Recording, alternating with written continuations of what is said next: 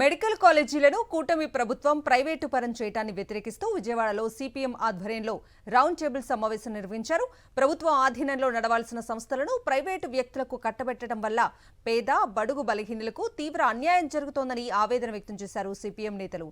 PPP విధానాన్ని వెంటనే ఉపసంహరించుకోవాలని డిమాండ్ చేశారు. మెడికల్ కాలేజీలను ప్రభుత్వం ఆధీనంలోనే కొనసాగించకపోతే తీవ్ర పరిణామాలు తప్పవని హెచ్చరించారు.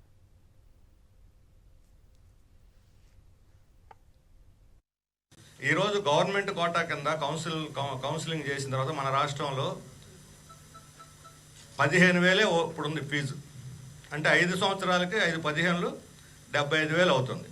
మొత్తం మెడిసిన్ పూర్తి లోపల ట్యూషన్ ఫీజు 75,000 అవుతుంది కౌన్సిలింగ్ వచ్చిన వాళ్ళకి.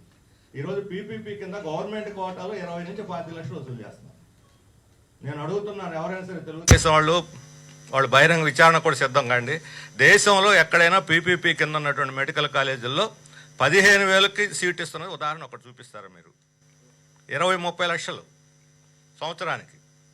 ఇవి కాకుండా మేనేజ్మెంట్ కోట అయితే 80 లక్షలు, 70 నుంచి 80 లక్షల దాకా. ఎన్ఆర్ఐ కోట అయితే 1,50,00,000. యావరేజ్ చెబుతున్నాను, ఒక్కొక్క చోట కొద్దిగా అటు ఇటు ఉండొచ్చు. 92లో జనార్దన్ రెడ్డి గారు ప్రైవేటు ఇంజనీరింగ్ కాలేజీలను మెడికల్ కాలేజీలు స్టార్ట్ చేశారు. అప్పుడు తెలుగుదేశం పార్టీ అపోజిషన్లో ఉంది. నేను ఎస్ఎఫ్ఐ రాష్ట్ర కార్యదర్శిగా ఉన్నా. దగ్గుబాటి వెంకటేశ్వరరావు గారు తెలుగు యువత రాష్ట్ర అధ్యక్షులుగా ఉన్నారు. చంద్రబాబు నాయుడు గారు తెలుగుదేశం పార్టీ ప్రధాన కార్యదర్శిగా ఉన్నారు. అప్పుడు అందరం ఉమ్మడిగా పీడిఎస్యు, ఏఎస్ఎఫ్, ఎస్ఎఫ్ఐ, ఏడిఎస్ఓ ఇతర సంఘాలన్నీ కలిపి ఉమ్మడిగా ఆ రోజున ఆ 4 మెడికల్ కాలేజీలు ప్రవేశపెడుతున్న దానికి వ్యతిరేకంగా ఆ రోజున పెద్ద యాజిటేషన్ చేశారు. మరి మొత్తం మీద ఉమ్మడి ఉద్యమం ఫలితంగాను కోర్టు కూడా ఆ రోజున దాన్ని కొట్టేసింది. ఆ రకంగా ఉద్యమం సాధించింది. నేను చెప్పదలుచుకున్న అంశం ఏంటంటే, ఆ రోజు మరి చంద్రబాబు నాయుడు గారు తెలుగుదేశం ప్రధాన కార్యదర్శిగా ఉన్నటువంటి తెలుగుదేశం పార్టీ ఆ రోజున వాటిని వ్యతిరేకించింది, ఉద్యమంలో పాల్గొన్నారు. కానీ ప్రభుత్వ రంగంలో ఉన్న వాటిని ప్రైవేటు వాళ్ళకి కట్టబెడతాం అనేటువంటిది అన్యాయమైన విషయము. ఇది పేద బడుగు బలహీన వర్గాలకి అన్యాయం చేస్తుంది, సామాజిక న్యాయానికి దెబ్బతీస్తుంది. ఈ విధంగా వైద్యం అనేటటువంటిది ఒక అంగడి సరుకైపోయి సామాన్యుడి భరించలేనటువంటి స్థితిలోకి రావటం అనేటటువంటిది ఎంత మాత్రం కూడా ధర్మం కాదు. దీన్ని తప్పనిసరిగా మనం అందరం కూడా వ్యతిరేకించాలి. తప్పనిసరిగా రాష్ట్ర ప్రభుత్వం కూడా, చంద్రబాబు నాయుడు గారు కూడా పునరాలోచించి ఆ నిర్ణయాన్ని ఉపసంహరించుకొని ఇప్పుడు నిర్మాణంలో ఉన్నటువంటి వాటినన్నింటినీ కూడా రాష్ట్ర ప్రభుత్వమే పూర్తి చేసి కంప్లీట్గా ప్రభుత్వమే ప్రజలకి ఎక్కువ ఫీజులు భారం లేకుండా చేస్తారా? ఫస్ట్ అండ్ ఫార్మోస్ట్ తీసుకున్న నిర్ణయాన్ని వెనక్కి తీసుకోవాల్సిందే అనేది నా అభిప్రాయం. ఈ ప్రభుత్వం సంపద సృష్టిస్తాం అనే ఒక నినాదంతో ఇక్కడ వచ్చింది. అధికారంలోకి వచ్చి వాళ్ళ సంపద ఎవరికి సృష్టిస్తున్నారంటే మనం చూస్తున్నాం. ప్రజల సొమ్ము, ప్రభుత్వ సొమ్ము రెండు తీసుకెళ్లి ప్రైవేటు వాళ్ళకి ఇచ్చేసి ప్రైవేటు వాళ్ళకి సంపద సృష్టిస్తున్నారు తప్ప ప్రజలకి సృష్టించట్లేదు, ప్రభుత్వానికి సృష్టించట్లేదు. ఈ పీపీపీ విధానం అని చెప్పేసి ఈరోజు ఇది కొత్తగా మొదలుపెట్టారు. కాబట్టి ప్రభుత్వం ఇన్వెస్ట్ చేసినప్పుడు అది పూర్తిగా ప్రభుత్వ ఆధీనంలో ఉండి ప్రభుత్వం నిర్వహిస్తేనే ప్రజలకు మేలు జరుగుతుంది. ప్రైవేట్ వాళ్ళ చేతుల్లో పోతే వ్యాపార దృక్పథం వస్తుంది, గవర్నమెంట్ చేతిలో ఉంటే సేవా దృక్పథం ఉంటుంది. కాబట్టి సేవా దృక్పథం దెబ్బతిని వ్యాపార దృక్పథం వస్తే ఇప్పటికే భరించలేనటువంటి వైద్య ఖర్చుల్ని భవిష్యత్తులో పేదలు భరించలేని పరిస్థితి వస్తుంది. కాబట్టి ఇంకా పేదరికంలోకి పోతాం, ఇంకా ప్రొడక్టివిటీ తగ్గిపోద్ది, జన సంపద తగ్గిపోతుంది, దేశం నాశనం అయ్యేదానికి అవకాశం ఉంటుంది. కాబట్టి తప్పకుండా దీన్ని వ్యతిరేకించాలి. ఉన్న సీట్లన్నీ ప్రభుత్వం ప్రైవేట్ వాళ్ళ చేతిలో పెట్టి వాళ్ళు అమ్ముకోవడం అన్నట్టు చేసిన తర్వాత విద్యార్థులు కొనలేని పరిస్థితి వస్తుంది. రిజర్వేషన్ బాగా దెబ్బతింటుంది. ఇప్పటికి ఉన్నటువంటి రిజర్వేషన్ ఫెసిలిటీలో 50% కన్వీనర్ కోటాలకు వెళుతుంది ప్రైవేట్ వాళ్ళు ఉంటే. గవర్నమెంట్లో ఉన్నటువంటిది 100% కన్వీనర్ కోటాలో ఉండి రిజర్వేషన్ ఉపయోగిస్తుంటే ఇప్పుడు ఇదంతా కూడా ఆల్మోస్ట్ ప్రైవేట్ వాళ్ళలాగానే రిజర్వేషన్ దెబ్బతినే అవకాశం ఉంది. కాబట్టి భవిష్యత్తులో ఈ నిమ్న వర్గాల వారికి, పేదవారికి సీట్లు కొనలేని పరిస్థితి వస్తుంది. కేంద్ర ప్రభుత్వం రాష్ట్ర ప్రభుత్వం యొక్క రేషియోతో ప్రభుత్వ ఆధీనంలో శాంక్షన్ అయినటువంటి మెడికల్ కాలేజీలని పీపీపీ మోడల్లో తీసుకొచ్చి ఈ యొక్క ప్రభుత్వ కళాశాలని ప్రైవేట్ పరం చేయడాన్ని ప్రోగ్రెసివ్ డెమోక్రటిక్ ఫ్రంట్ తీవ్రంగా వ్యతిరేకిస్తుంది. ప్రభుత్వం వెంటనే ఆ యొక్క ఆలోచనల్ని విరమించుకోవాలని చెప్పి కూడా ఈ సందర్భంగా ఈ రౌండ్ టేబుల్ సమావేశం ద్వారా ప్రభుత్వాన్ని డిమాండ్ చేస్తూ ఉన్నాం. పీపీపీ 3 పీల్లో మొదటి పీ మూడో పీ ఎగిరిపోద్ది లాస్ట్కి, మధ్యలో పీ మాత్రమే మిగులుతుంది.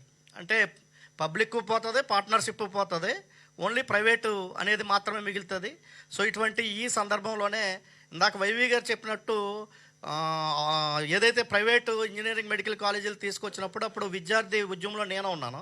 ఆ విద్యార్థి ఉద్యమంలో కాసులు ఉన్న వారికే కాలేజీ సీట్లు అనే క్యాప్షన్తో పెద్ద ఎత్తున ఉద్యమం జరిగితే ఇంకొక మాట కూడా మిస్ అయ్యారైనా. ఆ పోరాటానికే ఆ జనార్దన్ రెడ్డి గారి యొక్క పదవే పోయింది. అంటే ఒక వైద్య రంగాన్ని ప్రైవేటీకరణ చేస్తున్నటువంటి సందర్భంలో విద్యార్థి ఉద్యమానికి అది వెనక్కి తిప్పికొట్టడంతో పాటు ఆయన పదవిని కూడా కోల్పోయినటువంటి పరిస్థితి వచ్చింది. భవిష్యత్తులో అదే ఉద్యమాలు వస్తే కనుక వీళ్ళకి అదే ప్రమాదం వచ్చే పరిస్థితి కూడా కనపడుతుంది. కాబట్టి ప్రభుత్వం వెంటనే విరమించుకోవాలా. చంద్రబాబు నాయుడు గారు దాదాపు 15 సంవత్సరాలు ఈ రాష్ట్రానికి ముఖ్యమంత్రిగా పనిచేశారు. ఈ 15 సంవత్సరాల్లో ఒక్క గవర్నమెంట్ మెడికల్ కళాశాల కూడా వారు తీసుకురావటం కానీ తీసుకురావాలని ప్రయత్నం చేయటం కానీ జరగలేదు.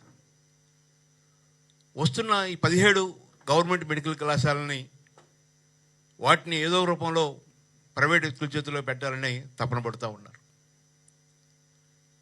ఈ 15 నెలల పాలన మనం గమనిస్తే అభివృద్ధి పేరుతో, అభివృద్ధి చేస్తున్నామనే పేరుతో వందలాది ఎకరాలు ప్రైవేట్ వ్యక్తులకు ఇచ్చి 99 పైసలకి, రూపాయికి, 100 రూపాయలకి ఇచ్చి తద్వారా రాజకీయ లబ్ధి, ఆర్థిక లబ్ధి పొందాలనే తపన తప్పితే దానికి మించి ఈ రాష్ట్రాన్ని అభివృద్ధి చేయాలి, ఉద్యోగ అవకాశాలు పెంచాలి, నిరుద్యోగం తగ్గించాలి, ఆ తపన కనపట్టలేదు. 60% కేంద్రం వేస్తుంది నిధులు, వీడు పెట్టాల్సింది ఎంత? 40%, 60-40 ప్రాయోజిత పథకాలు అంటారు వీటిని. ఇప్పుడు నువ్వు 40% ఇవ్వటానికి ఏంది నీకు బాధ? అంతా కలిసి ఎంత అవుతుంది? నన్ను చంద్రబాబు నాయుడే చెప్పాడు 4,500 కోట్లు అవుద్ది దీనికి అంటున్నాడు. నువ్వు పెట్టే 1000 కోట్లలో ఈ 4,500 కోట్లు, ఇందా మనం 8,000 కోట్లు అన్నాం, పోనీ ఆయన చెప్పినట్టు 4,500 కోట్లు నువ్వు పెట్టలేవా? ప్రజలకి సదుపాయాలు వస్తాయి. ప్రాథమిక ఆరోగ్యం ప్రజల హక్కు కాబట్టి ఈ 10 మెడికల్ కాలేజీలు కూడా ప్రభుత్వ రంగంలోనే నిర్మాణం జరగాలి, ప్రభుత్వం నడపాలనేటటువంటి దాంతో మనందరం ఏకీభావంతో ఉన్నాం. మనం చేయగలిగినంత పోరాటం చేద్దాం. P4 చంద్రబాబు నాయుడు ప్రవేశపెట్టినప్పుడే P4లో బంగారు కుటుంబాలకి సహాయం చేసే వారికి ఇప్పుడు PPPలో వాళ్ళకి ఎలా తోడ్పడాలనే ఆలోచనతో ముందస్తుగా ఏర్పాటు చేసుకున్న విధానమే తప్ప మరొకటి కాదు. అంటే గుప్పుడు పెట్టి దోసుడు తప్పడం అంటే అలాగే వాళ్ళకేదో కొంచెం ప్రజలకి సర్వీస్ చేస్తున్నట్టుగా చూపించి ఆ సర్వీస్ చేస్తున్న వారికి ఇప్పుడు ప్రైవేటు పరం చేసేదానికి ఉన్న అవకాశాలన్నీ పరిశీలించడం, భూములన్నింటినీ ప్రైవేటు వాళ్ళకి ఇస్తున్నారు, విద్యని ప్రైవేటు వాళ్ళకి అమ్మేస్తున్నారు, అమ్మబోతున్నారు. వైద్యాన్ని ఈరోజు తీవ్రమైనటువంటి సంక్షోభం ఉంది. పేద ప్రజలు ఎవరు ప్రైవేటు హాస్పిటల్లో వైద్యం చేసుకునే పరిస్థితి లేదు.